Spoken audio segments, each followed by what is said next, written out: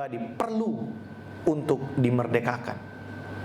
Waktu Yesus satu kali menyampaikan firman Tuhan untuk orang-orang yang ada di sekelilingnya, ya, ceritanya di dalam Yohanes pasal yang ke-8 ayat 31 sampai 34. Yesus berkata kepada mereka, "Kamu telah dimerdekakan kalau kamu mengenal kebenaran, kebenaran itu akan memerdekakan kamu." Lalu orang-orang di situ bilang begini, "Loh, kami ini keturunan Abraham.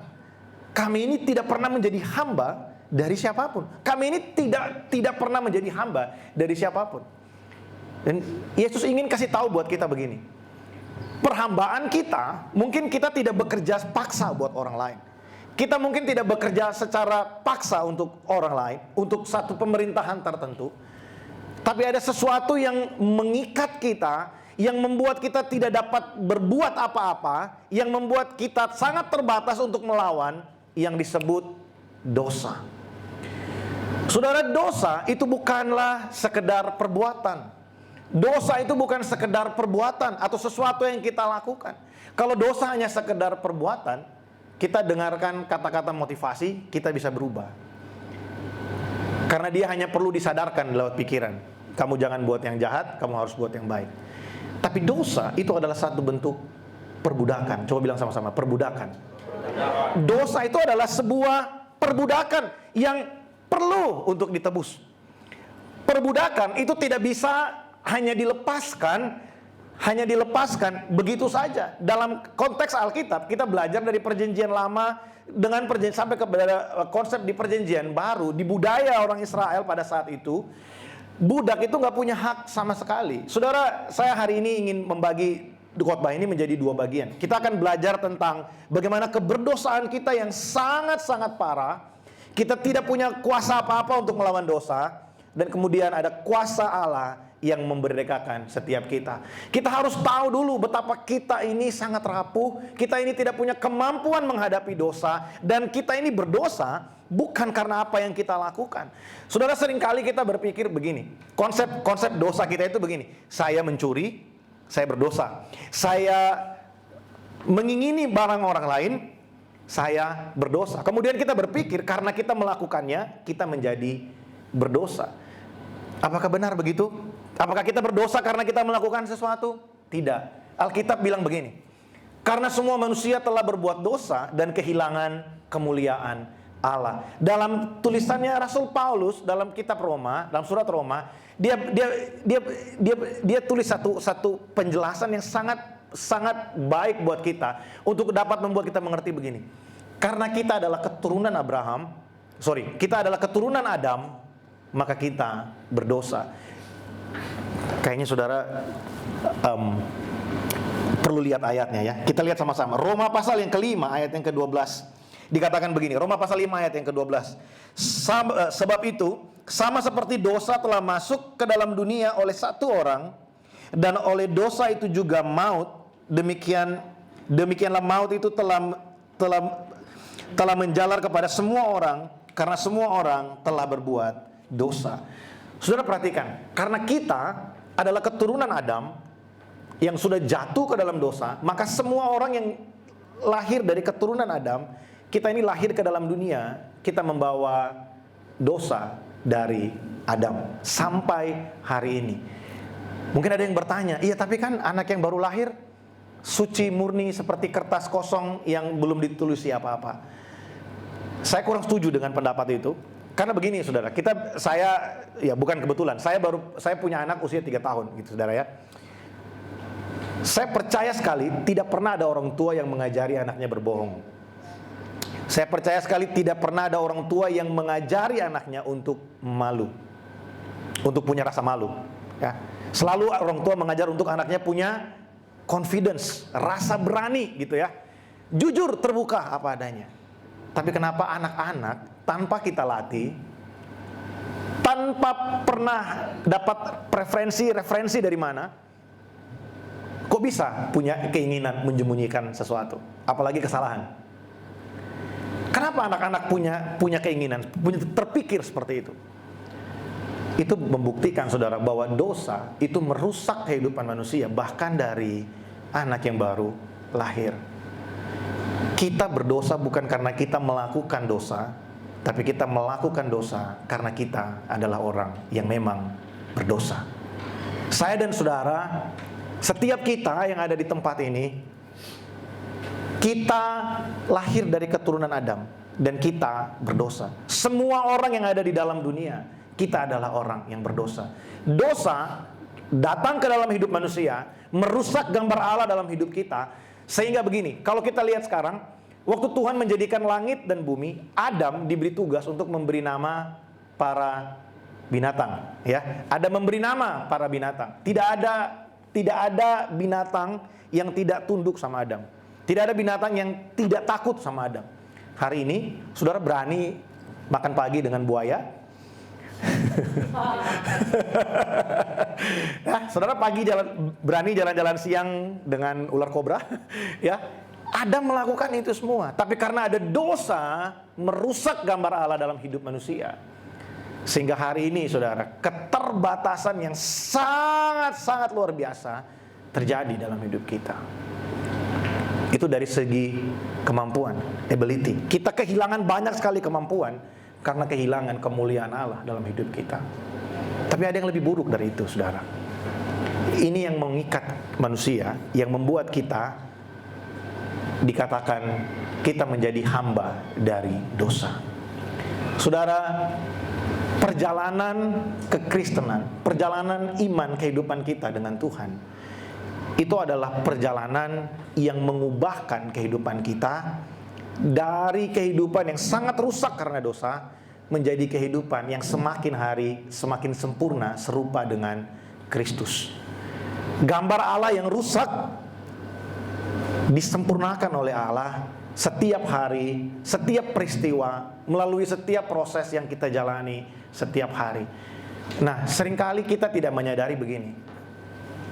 Rasa marah, kecemburuan, ingin tampil lebih baik dari yang lain, ingin mendapatkan lebih banyak dari yang lain. Hari-hari ini, saudara, ada banyak sekali pengajaran yang membuat itu semua terdengar seperti sesuatu yang manusiawi, biasa saja. Biasa aja. Kamu sombong itu biasa. Orang dia mampu kok. Wis, kan? Orang dia mampu beli, kenapa nggak boleh dia sombong? Kita tinggal di tengah-tengah dunia yang apa itu? Kalau bisa saya bilang begini, yang mengentertain semua sifat-sifat dosa, sehingga sifat-sifat yang membuat manusia sebenarnya terikat itu sepertinya sesuatu yang dapat diterima dengan akal sehat. Tapi saya mau bilang buat setiap kita hari ini, Tuhan mau kita tidak terikat dengan semua perhambaan itu. Tuhan mau kita terlepas dari semua itu. Saudara, tidak banyak dari kita yang mengerti bahwa kenapa waktu kamu kenal Tuhan, kamu orangnya sebelum itu kamu pemarah luar biasa, lalu kamu bilang sama Tuhan, Tuhan ubahkan saya jadi lebih sabar. Detik saudara berdoa, besoknya Tuhan pertemukan dengan orang yang 30 kali lebih nyebelin dari yang sebelumnya. Karena saudara tahu nggak, rasa marah itu sebenarnya seperti sesuatu yang menjajah kita, yang bilang sama kita gini, kalau kamu nggak marah, ada yang kurang dalam hidupmu. Kalau kamu nggak cemburu, ada yang kurang dalam perjalananmu. Kalau kamu belum sampai sesukses orang itu, ada yang kurang dari kamu, kurang berharga kalau kamu nggak seperti dia. Saudara, semua itu disampaikan oleh setan kepada kita melalui dunia yang kita hidupi hari ini dengan satu tujuan. Dia mau supaya kita tidak pernah menikmati kemerdekaan yang sejati di dalam Kristus. Karena dia tahu, saudara, waktu kita memahami kemerdekaan yang Tuhan sudah berikan buat kita, kita tidak akan sibuk mengejar apa yang dunia tawarkan buat kita.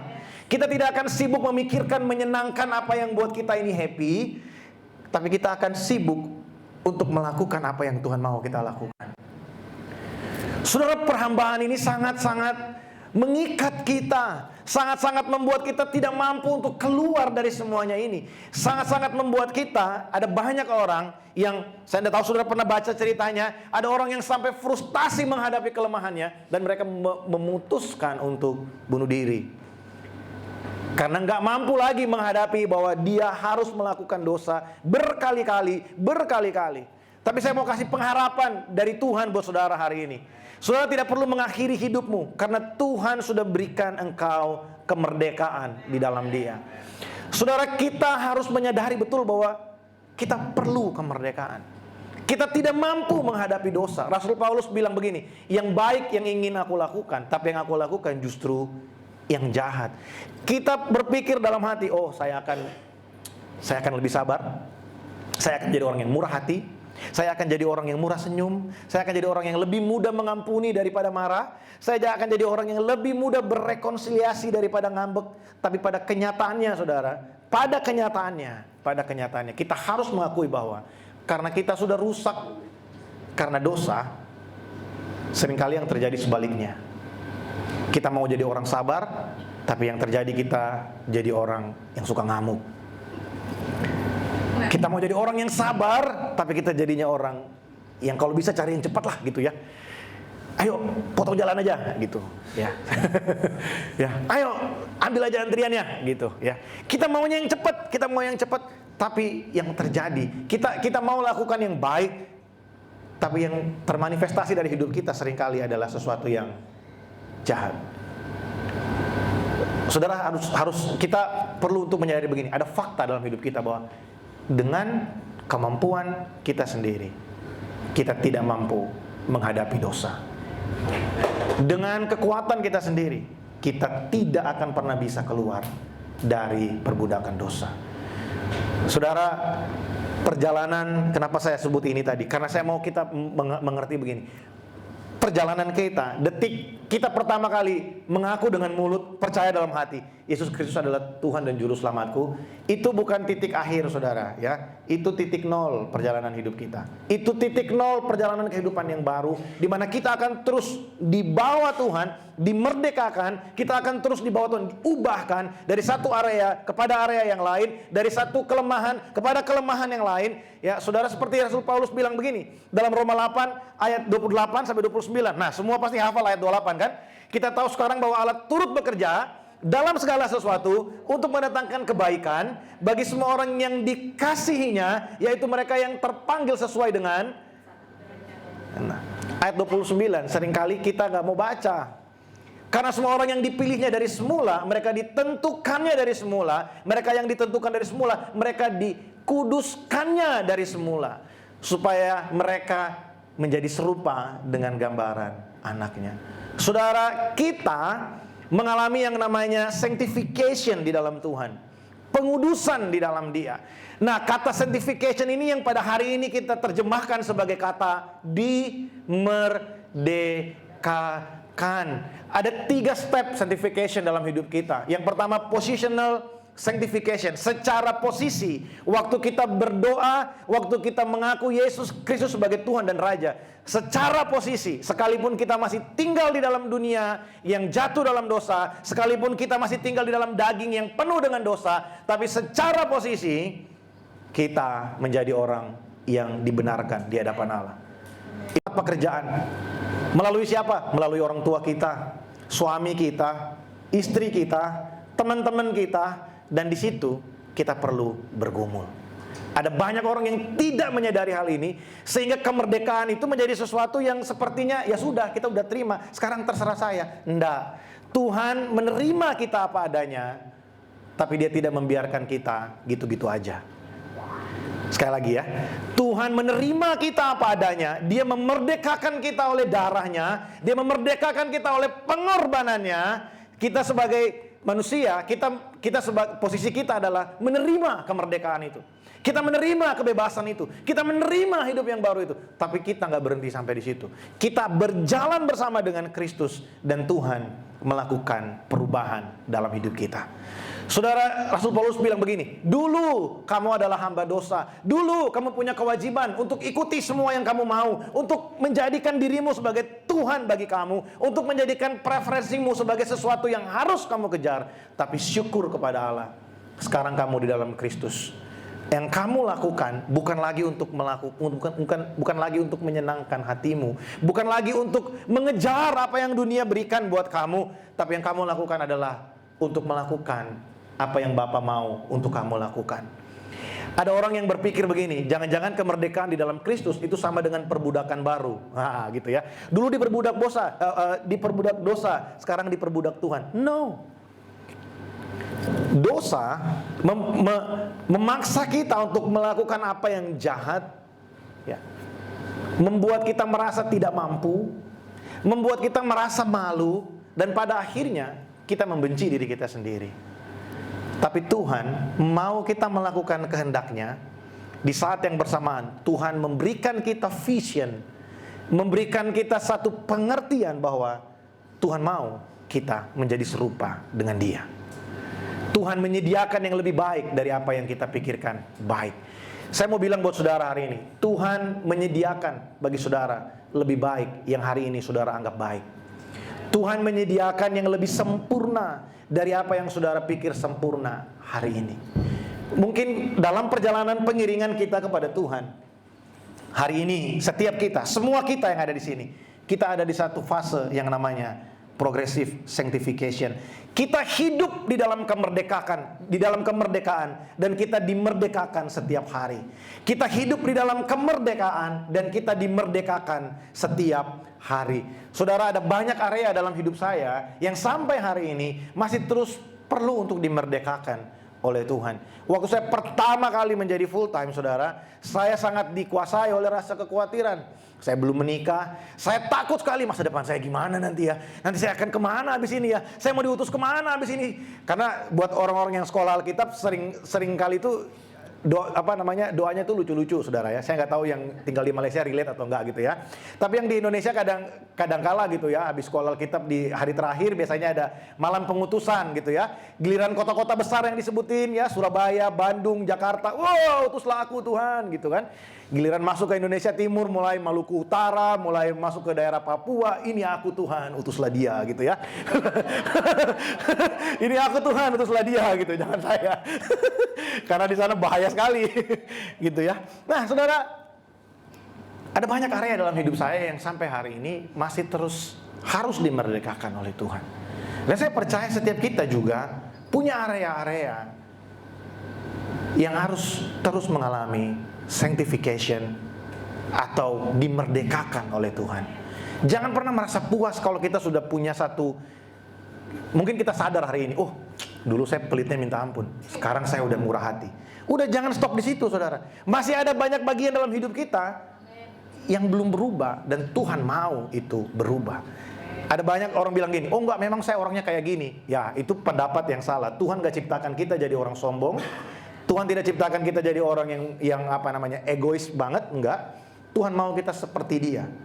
Jadi kalau hari ini coba kita renungkan bersama. Kita tinggal di alam yang sudah merdeka secara rohani. Kita ini adalah milik kepunyaan Allah.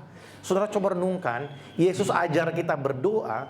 Ini ya, waktu Musa minta, Tuhan aku ingin lihat wajahmu. Tuhan bilang apa sama Musa? Jangan Musa. Jangan ya Musa, jangan gitu ya. Di Indonesia kan sekarang lagi hype tuh apa? Jangan ya Dek gitu ya. Ini Tuhan bilang sama Musa, jangan ya Musa, jangan gitu ya. Nanti kamu mati ya kalau kamu lihat saya. Oke, saya akan lewat, kamu lihat punggung saya saja gitu. Baik banget Tuhan. Kekudusan Tuhan itu luar biasa. Waktu tabut Allah mau dipindahkan, ada orang sentuh saja tabut itu. Hanya sentuh loh. Mati, saudara. Padahal sentuhnya bukan untuk mengambil, tapi untuk menahan supaya nggak jatuh. Mati. Tuhan itu sangat kudus. Tuhan itu sangat mulia. Saudara bayangkan begini. Tuhan yang kudus dan mulia itu datang ke dalam dunia. Dunia bukan hanya bisa melihat mukanya, tapi dunia juga dapat merasakan, melihat kemuliaannya. Yohanes 1 ayat 14 bilang begini. Dia yang mulia itu datang ke dalam dunia sebagai manusia dan tinggal di antara kita. Saudara coba renungkan betapa Tuhan itu sangat mengasihi kita. Dan Dia mau, saudara, bahwa waktu Dia datang ke dalam dunia menyelesaikan karya keselamatannya, membuat kita merdeka ini, saudara, kita dapat melihat bagaimana cara Dia hidup, dan kita hidup seperti cara dia hidup.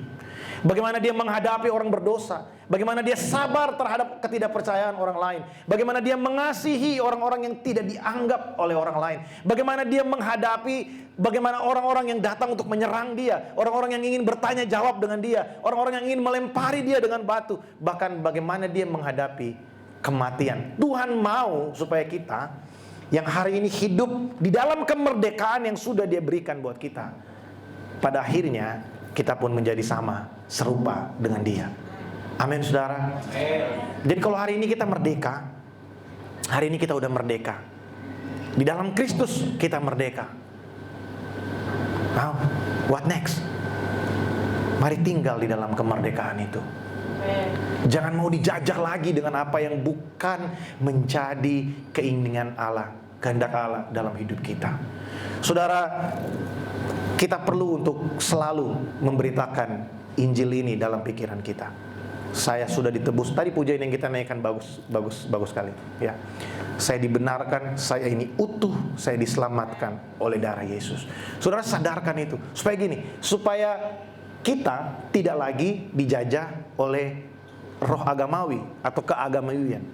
Saudara tahu gini. Ini nggak perlu dijawab, saudara hanya perlu renungkan. Buat apa kita berdoa? Buat apa kita ibadah? Buat apa kita melakukan segala kegiatan-kegiatan yang bersifat rohani? Orang yang belum merdeka itu akan melakukannya untuk mendapatkan berkat dan perkenanan Tuhan. Sekali lagi ya, orang yang belum memaknai dengan benar kemerdekaan yang Kristus sudah berikan buat kita akan melakukan semuanya itu untuk mendapatkan sesuatu dari Tuhan. Itu namanya kita dijajah oleh roh agamawi. Kita itu sama kayak ahli Taurat yang Yesus bilang begini, mereka berdoa di pinggir-pinggir jalan untuk dapat sesuatu. Mereka melakukan segala sesuatu untuk Tuhan sepertinya, tapi bukan untuk Tuhan, tapi untuk diri mereka sendiri. Saudara, kalau kita mengerti kemerdekaan di dalam Kristus, kita beribadah, kita baca Alkitab, kita berdoa, itu bukan lagi satu tuntutan untuk kita dapat sesuatu dari Tuhan. Kenapa? Karena kita sudah dapat dari Tuhan. Karena kita sudah punya dari Tuhan. Jadi buat apa kita berdoa? Buat apa kita ibadah? Buat apa kita baca firman? Supaya kita tetap tinggal di dalam kemerdekaan itu. Supaya kita mengalami perubahan di dalam Dia. Saudara, kalau kita masih berpikir bahwa saya mau melakukan ini supaya Tuhan lakukan sesuatu buat saya. Coba renungkan lagi. Tuhan sudah selesaikan di kayu salib buat kita. Dia sudah mati bagi kita. Dan dia bilang begini, sudah selesai. Semua yang kita perlukan, semua yang kita saya ini beberapa kali khotbah di Sarawak gitu saudara ya. Ada satu kata yang seringkali untuk orang Sabah, orang Sarawak itu artinya nggak bagus, dan buat orang Indonesia itu artinya needs, ya, keperluan gitu saudara ya. Jadi saya seringkali mau menyebutkan kata itu seringkali suka kebalik-balik gitu saudara ya. Tuhan itu sudah menyediakan semua yang kita perlukan dalam hidup kita. Tuhan itu sudah mempersiapkan apa yang kita akan perlukan dalam perjalanan kehidupan kita. Saudara, ada yang bilang gini, tapi saya belum sembuh Pak. Sebentar. Tuhan sudah sembuhkan kita. Tuhan sudah berikan kita kesembuhan. Saudara, saya mau bersaksi begini ya.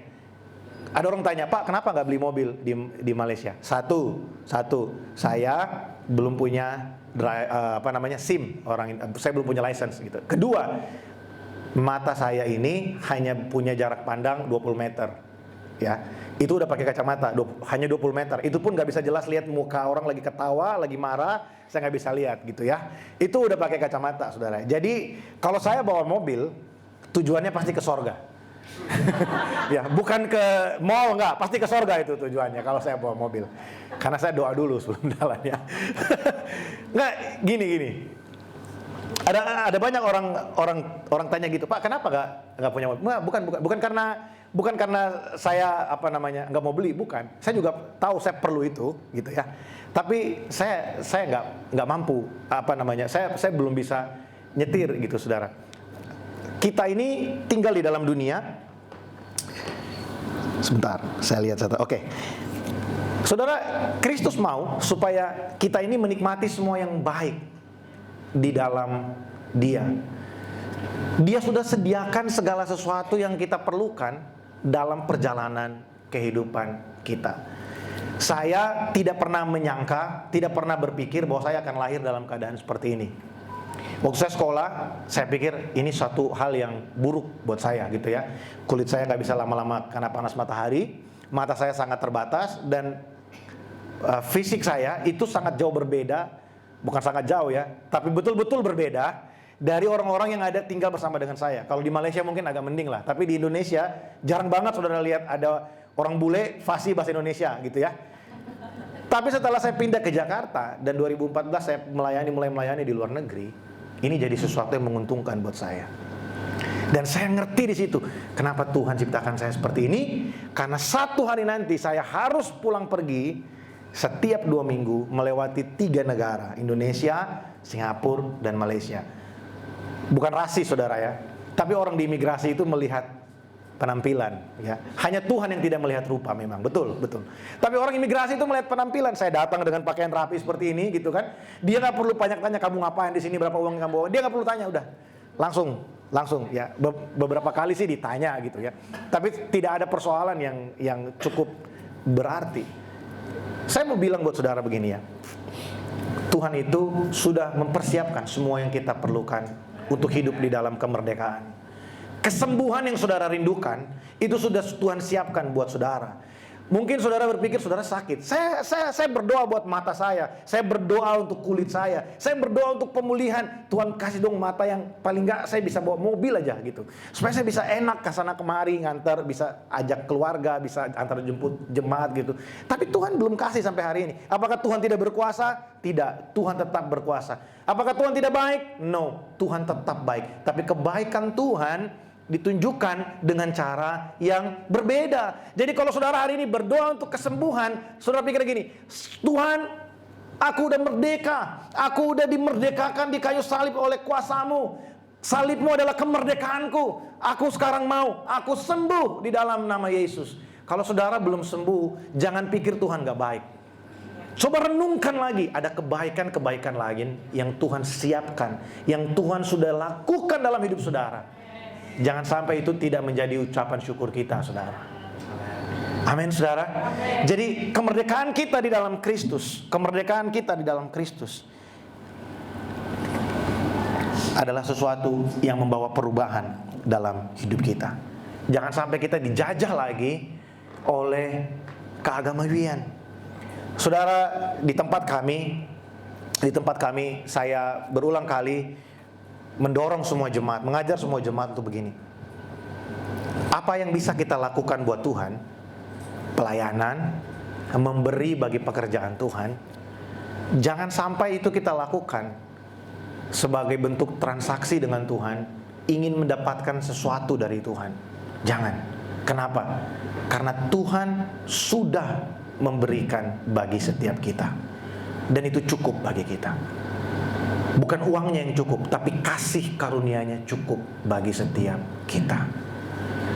Saudara, masa pandemi 2 tahun harusnya mengajarkan kita hal ini dengan begitu sempurna. Tidak bisa keluar rumah, mungkin sebagian kita nggak bisa bekerja, tapi saudara ada hari ini kan? Saudara semua tidak berkekurangan hari ini. Saudara semua bisa menikmati semua yang baik. Bukankah itu bukti bahwa kasih karunia-Nya cukup bagi kita?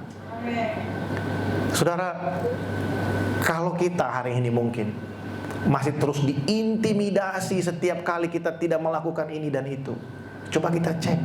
Karena kalau kita sudah merdeka di dalam Kristus, maka semua itu kita lakukan sebagai bentuk ucapan syukur. Kita lakukan itu sebagai bentuk pengabdian kita kepada Tuhan, sebagai bentuk terima kasih kita kepada Tuhan, bahwa Tuhan, Engkau sangat baik, Engkau sangat baik, Engkau memelihara aku sampai hari ini. Saudara, bagian yang kedua, yang ya mungkin tidak lebih panjang dari yang sebelumnya. Karena di bagian yang sebelumnya, ketika kita mengerti bahwa kita ini sangat rapuh kok, kita ini sangat gampang sekali untuk berbuat kesalahan, tapi Tuhan memerdekakan kita. Kita dijadikan hamba kebenaran.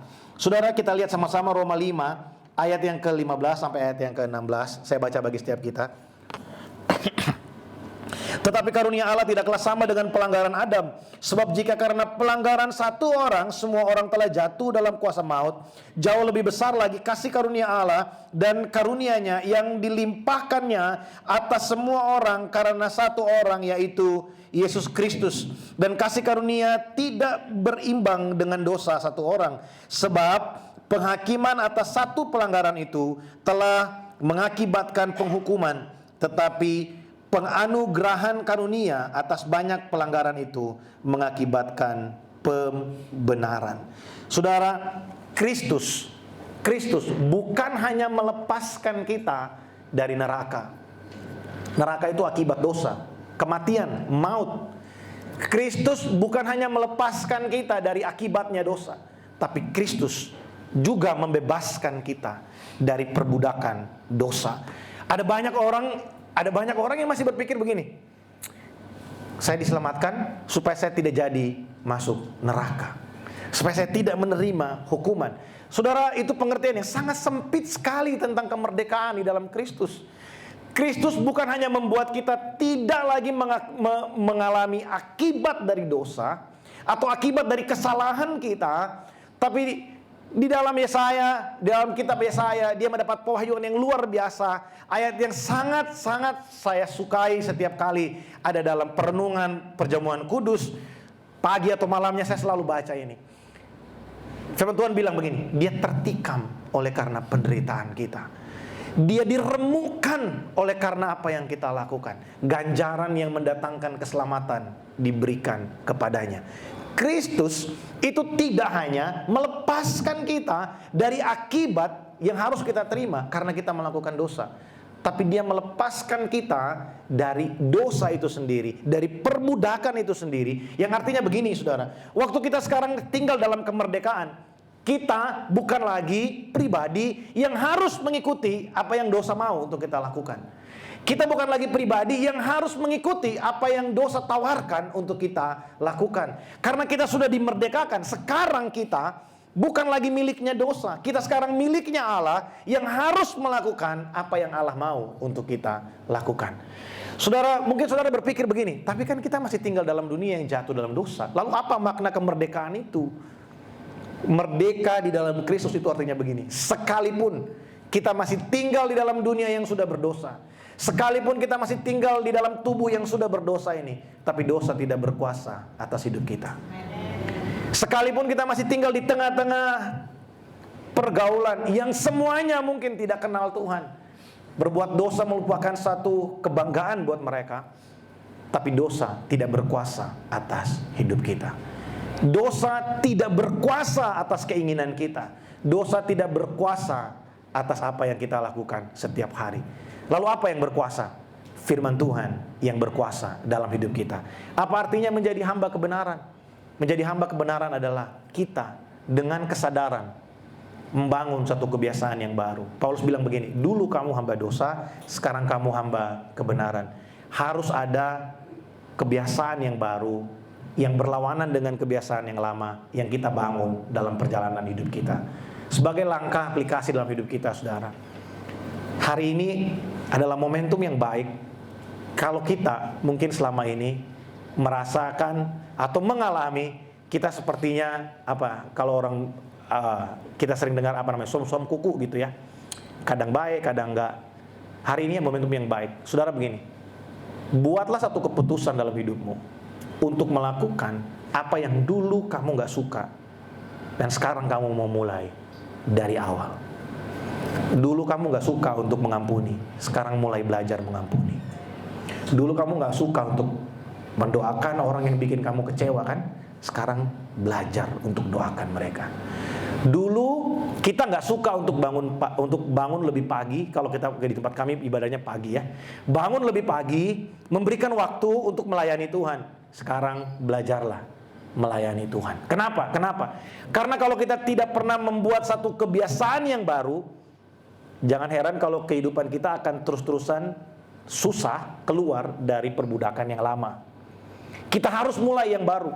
Dulu malas baca Alkitab, sekarang usahakan secapek apapun, selelah apapun, baca Alkitab. Atau jangan buat malam lah baca Alkitabnya. Kan waktu itu bisa gini, ada yang memberikan waktunya untuk Tuhan, ada yang menyisahkan waktunya untuk Tuhan. Nah, saudara mau kasih yang mana buat Tuhan? Yang sisa atau mau kasih yang terbaik? Kalau saudara mau kasih yang sisa, kasih jauh malam. Udah capek banget habis mandi. Di saat mata kita udah tinggal berat banget mau dibuka, baca Alkitab di situ. Jadi obat tidur Alkitabnya ya. Tapi kalau saudara mau beri yang terbaik buat Tuhan, kasih di waktu yang saudara masih sangat-sangat segar, fresh. Saudara tahu itu waktu yang terbaik, kasih buat Tuhan. Baca Alkitab. Kalau dulu susah bikin itu, nah sekarang seringkali gini, kenapa kita sulit berubah di hal-hal yang besar? Karena kita nggak mau mulai dari yang kecil. Kita maunya langsung, wah dia berdoa 1 jam 1 hari, saya mau langsung 1 jam 1 hari. Percayalah, baru 3 hari, hari keempat udah berhenti. Nggak gampang doa 1 jam saudara. Ya, nggak gampang. Yang pernah mengalami pasti tahu. Itu pergumulannya luar biasa saudara. Ya. Mulailah dari yang kecil, bangun dari yang kecil, hidupi kemerdekaan kita, maknai kemerdekaan kita dari menghidupi kebenaran, mulai dari hal yang paling sederhana. Bangun kedisiplinan rohani sebagai bentuk ucapan syukur kita kepada Tuhan.